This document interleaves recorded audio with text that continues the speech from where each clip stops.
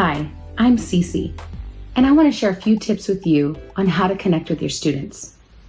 Number one, we always want to make sure that we're approachable and that we're welcoming to the student, asking them their name, why they came, who invited them, and share with them how excited we are to see them. Number two, get to know your student. By asking them open-ended questions, you can find out their interests by asking them questions like what sports they play or what sports they like, things like that. And this helps you become very relatable to that student. That's how you connect and you find out if you have the same interests or if you know someone that may like the same things. Number three, be attentive. Make sure you're really listening to what the student is saying. They may even share more than just their interests. They may share about a situation they're going through or a little bit about their background. It's important that they know that we care about what they're going through and how they feel. Number four, talk to them at their level.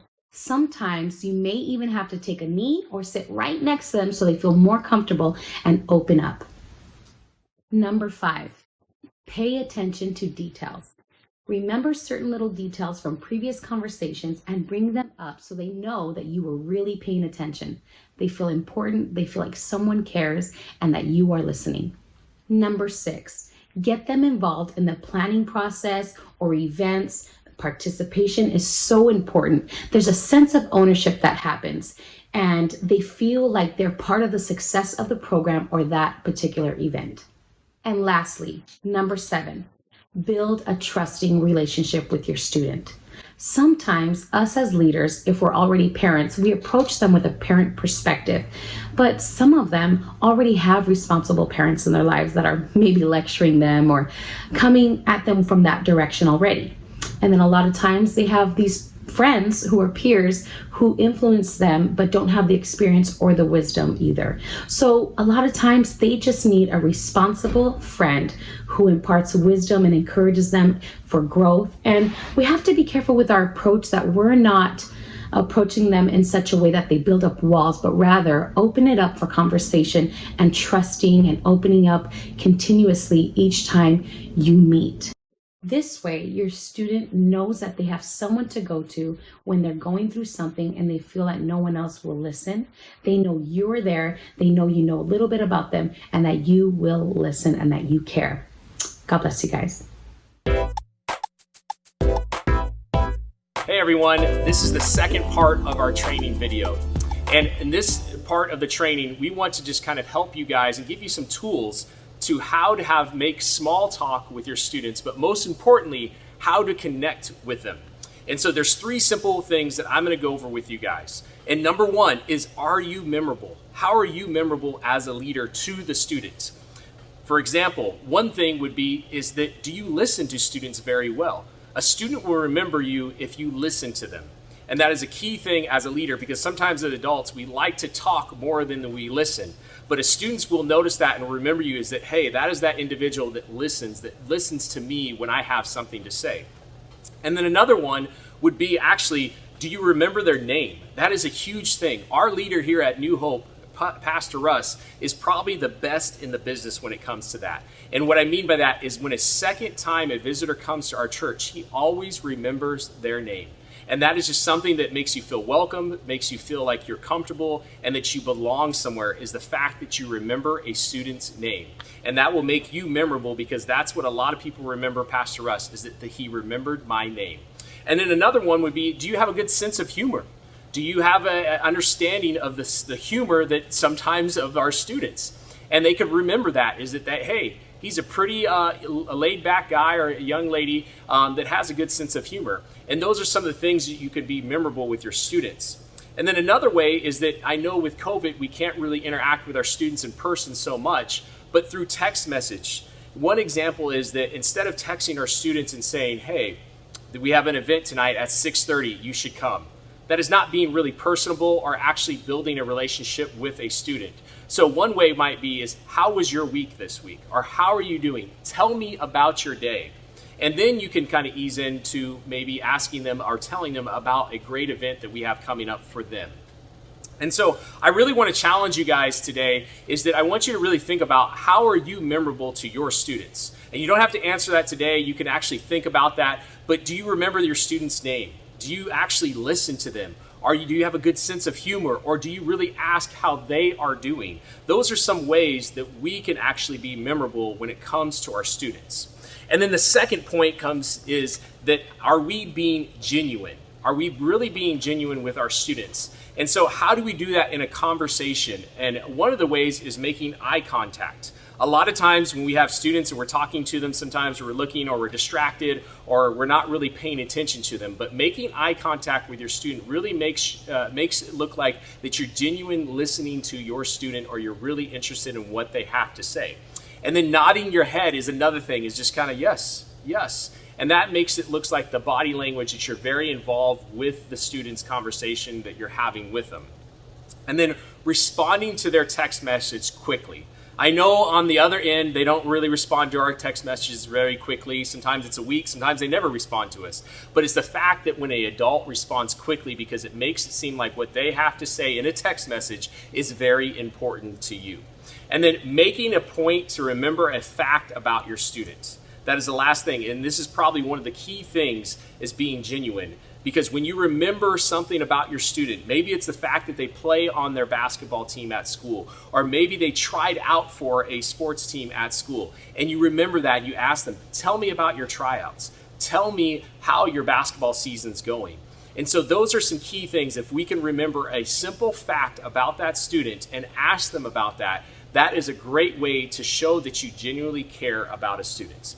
And then the final point number 3 is asking questions. This is a great conversation starter. If you're having issues or trouble starting conversations with your student, is that it's all in how you ask the question. And we want open-ended questions. We don't want a yes or no question. So for example, tell me about your day. Tell me about your weekend. Tell me about your spring break. Or tell me about what do you plan for your summer this year. And so those are ways that we can actually have our students do more of the talking instead of them responding with a yes or no question. Because if we don't give them the tell me, and there's just something about that, when you say tell me, that is actually forcing the student in some ways to actually have to describe what they are planning to do for their weekend, instead of saying, how are you doing? Good, right? And we get that all the time with our students sometimes when we ask them yes or no questions. So those are great conversations, ways to start conversations with our students, is with those open-ended questions.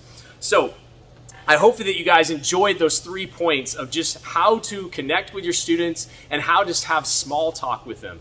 So right now we want to actually carry on with our training, and the next video is going to be conducted by no other than Serena Scott. So I hope you guys enjoyed this and got some points from how to connect with your students and have a starter conversation with them. Thank you.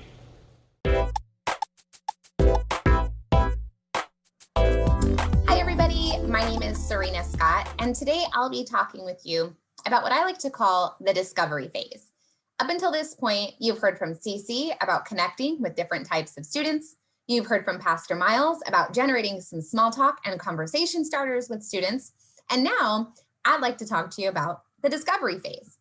If you take a look at this visual here, you'll see background information, walk with God, and why NHS Ministries. I like to refer to this as a conversation structure, or essentially a framework that we can use as we think about what we want to learn about our students, as we get to know them and as we build relationships with them. So let's take a look.